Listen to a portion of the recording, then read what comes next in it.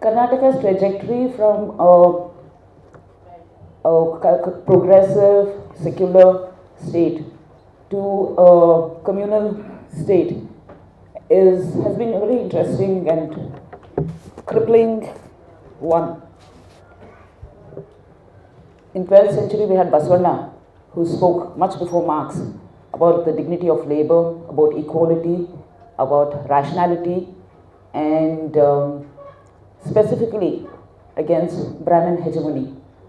But today, all those who claim to be Basavanna's followers are BJP followers.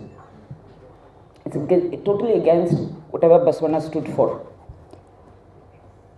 In the 19th century, there was a very famous singer called Shishinala Sharif in Karnataka. He was known as the Kabir of Karnataka. Recently, a Muslim girl, Suhana, was in the news because she sang a bhajan for Tirupati's Balaji. But of course, the media always got it wrong. Because she sang a Hindu song, I saw exactly 4 messages condemning her. But media said she was being trolled. Actually, there were many more tweets and social media posts supporting her. And to think that, we were the state where Shishinala Sharif was there, whose guru was actually Govind Bhatt. He was a Brahmin. And he had put the Janivara, the sacred thread, to Shishinala. And of course, their contemporaries had criticized both of them. But then Shishinala became so popular that when he died, both Muslims and Hindus said that he belonged to them. And actually what happened was that when he died, both Hindu rituals and Islamic rituals were followed. Even today, on his grave, every year, both Muslims and Hindus go and pray. And of course, 20th century, we had someone called Kuvempu, a Gnanapith Award winning writer, who led a kind of a movement, intellectual movement in Karnataka, where he called people to come out of their castes and communities and become universal person. And of course, we had your Anantmurthy, Kalburgi, my own father P. Lankesh, Purnachandra Tejasvi, all these people. The transformation is such that starting from Kuvempu to URA, Kalburgi, my father, they are all trenchant critics of Jawaharlal Nehru, of Indira Gandhi, of Rajiv Gandhi. But let me say that none of them ever were physically attacked, let alone death threats. But now death threats has become a common factor in Karnataka. Whether it is attacks on pubs in the name of pubs and homestays in the name of culture and protection of women, or whether it's attacks on Dalits. Let me say something very similar to Una happened in Karnataka also, which did not make much news, in the name of cow protection, or attacks on liberals and leftists in the name of Hindutva. I know that Love Jihad is still a kind of a campaign, but let me say that because of Love Jihad, one Hindu girl has already committed suicide in Karnataka. Because the police, because the ABVP and Sangees said that she was speaking to a Muslim boy on a bus. Both the Muslim boy and the girl were taken to the police station, and there the police were trying to tell instead of scolding the ABVP guys, they were trying to give moral lessons to the girl. She was so upset, she committed suicide.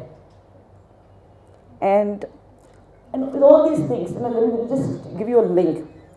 When Kalburgi was killed, one ABVP Bajrang guy called Bhuvit Shetty, he sent a tweet saying, anyone who criticizes Hinduism will die a dog's death. When a complaint was filed against him, he said, no, I don't mean to harm anyone, I didn't mean anyone ill will, it was just a spur of the moment comment. He was let free. But year before last rather, when the state government was celebrating Tipu Sultan's birthday, the same Bhuvit Shetty, okay, it was not just a spur of the moment comment or anything, it shows how criminal he was, because the same Bhuvit Shetty trying to oppose Tipu Sultan's birthday, went and attacked one guy called Samiullah and another guy who was with him, thinking that both of them were Muslims. In fact, Samiullah escaped, but the other guy who was with him was a Hindu, Harish Pujari, and he got killed. So Mohit Shetty was a criminal, and that was very clear. And of course, when you or Anantmurthy died, some people burst crackers and celebrated. The police arrested 5 people, and all of them had past records of having been arrested earlier for assaulting Muslims because they were transporting cattle and stuff like that. And when Anantmurthy had said that, in Kannada he had said that, which will roughly translate to, I would not like to live. It was not, I don't want to live. Okay, so I would not like to live in an India where Modi is the Prime Minister. The media made it totally differently in translation. And when Modi said that, there was a guy called Naresh Shenoy who sent him a one-way ticket to Karachi. And who is this Naresh Shenoy? He was the one who formed the Namo Brigade in Mangalore in the run-up to the 2014 elections. And like Mohit Shetty, later Naresh Shenoy was arrested. He is the #1 accused in the case of an RTI activist's murder. The RTI activist, yesterday it was 1 year since his death. The RTI activist had discovered that this great Rashtrabhakt, Naresh Shenoy, had looted crores of money from a Hindu temple. And Vinayak Baliga is the activist's name. And Naresh Shenoy was perhaps afraid that all his nationalistic God-fearing activities would come to light. He hired Subari killers and got him killed. And anyway, he's out on bail. And when he came out on bail, who was the one to receive him very celebratively from the jail gates? One person called Chakrabarti Sulivile, who's an RSS activist and spokesperson. So you can see, these are all criminals. And these are the guys who, a week before last, when I had organized a program in Davangere, Yogesh Master had come to that function and he stepped out for tea. They attacked him and smeared ink on his face. Not even ink, actually, it was waste oil, which was literally burning. At least ink doesn't burn. And when I met one of the boys in the police station the next morning, I asked him, why did you do this? He said, I will do this again and again. Because he insulted Hindu gods. Actually, Yogesh Master has not said anything different than what historians or Dienja or anyone has already said before. And K.S. Bhagwan has been attacked, and he has been under another writer and who's won many awards. He's been under police protection, and K.S. Bhagwan, the way he might express his ideas might be a bit difficult for people to take, but he has not said anything different than what Ambedkar has written and spoken about already in whether it's Annihilation of Caste or whether it is Riddles of Rama and Krishna. And another person, Mahesh Chandraguru, who is a journalism professor in Mysore University, he spoke something about Mahishasura, whose Mahishasura the name Mysore comes from. And again, there was nothing new than what he has said. But Mahesh Guru was arrested and put in jail.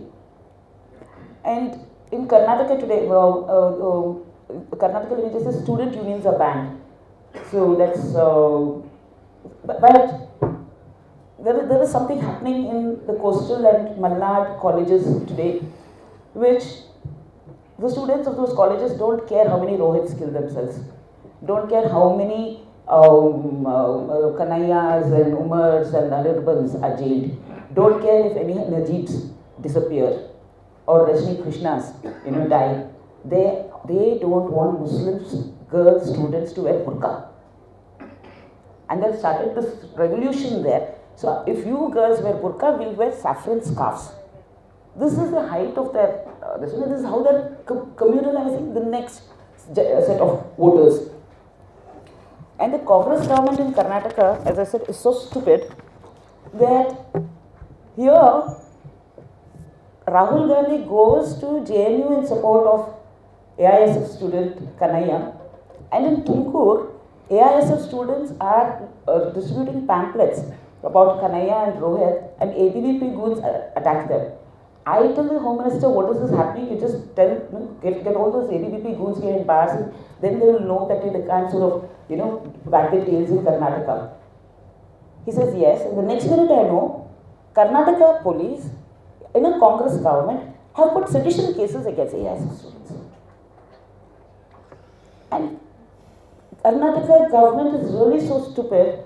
Let me tell you, last year, thousands of illiterate, lower class women who work in the garment factories in Bangalore spontaneously came out onto the streets. For 3 days, okay, there are no unions, there are no leaders, no nothing, only because they were facing so much uncertainties about changes in the Provident Fund rules. The Congress government should have used that, because those women were not just fighting for themselves, they were out on the streets for all the labor classes across the country. The Congress government should have gone and stood with them so that they could use it as a stick against the Modi government. Instead, what did the Congress government do? Let the police on them to lathi charge those women. So that's why I said. And there are lots of things I can discuss later. All of us, of course, secular forces, we are trying to sort of form network of movements, and one of the most successful ones we had recently was Chalo Udupi, of which Akila, who is here, was a major important part. And because we took the Dalit cause to Udupi as a protest against all the attacks of Dalits and Muslims, and the only response they could come up with Swachh Dalit, Swachh Udupi, which meant that, because we went there, all the Dalits had polluted Udupi, and that's the only thing was that thankfully that movement did not take off, and they were not given permission, and it just sort of ended up in clearing one street.